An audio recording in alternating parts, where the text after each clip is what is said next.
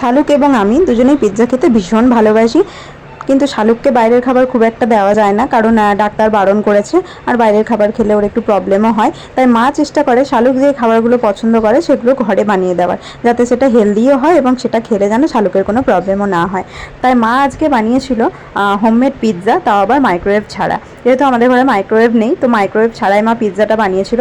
তো ফার্স্টেই পিৎজার বেসটা রেডি করে নিয়েছিল, যেখানে ময়দা ছিল, টক দই ছিল আর বেকিং সোডা ছিল। ময়দাটা পুরো টক দই দিয়েই মাখা হয়েছে।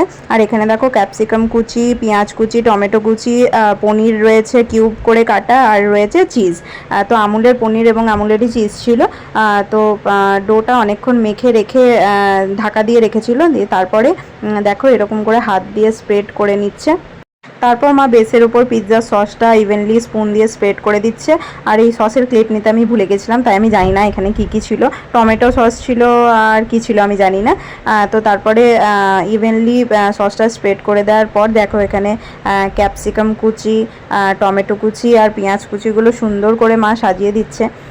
আমার মা কিন্তু কোনো দিনও এসব খাবার খায়নি, আর আমাদের জন্য আজকে এত ভালোবেসে বানাচ্ছে, সত্যি মারা চাইলে কি না পারে।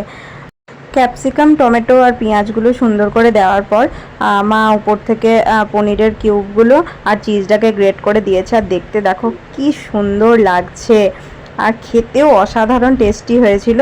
তো তারপরে মা এটা একটা তাওয়াতে অয়েলিং করে পিৎজাটা দিয়ে উপর থেকে ঢাকা দিয়ে দিয়েছিল। আর তারপরে দেখো ফাইনালি আমাদের পিৎজা রেডি। আর চিজটাও দেখো কি সুন্দর মেল্ট হয়ে গেছে। যাদের ঘরে মাইক্রোওয়েভ নেই তারাও কিন্তু চাইলে এভাবে একবার বানিয়ে দেখতে পারো, ট্রাস্ট মি খেতে অসাধারণ সুস্বাদু হবে।